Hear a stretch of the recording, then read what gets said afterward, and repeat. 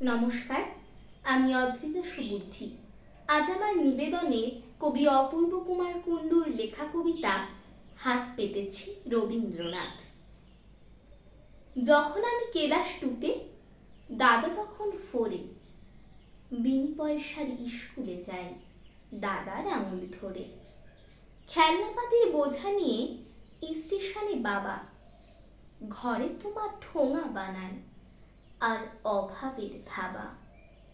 এই আমাদের ঘরটা জুড়ে, তাও মানি না হার। আমার চোখে দাদার বুকে স্বপ্ন একাকার। বৈশাখ মাসের 25 এলেই আমরা নেচে উঠি।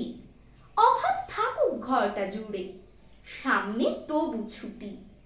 কালমৃগয়ার ঋষি বালক, বীর পুরুষের খোকা, সামনে এসে দাঁড়ায় তখন আমরা তো এক রোখা। হাজার অভাব থাকুক ঘিরে, পরোয়া নেই তাতে। জিতব ঠিকই, কারণ রবীন্দ্রনাথ আছেন সাথে। দূর আকাশের তারা হয়ে বাবা গেলেন চলে। আমরা তখন মুখ লুকোলাম ভয়ে মায়ের কোলে।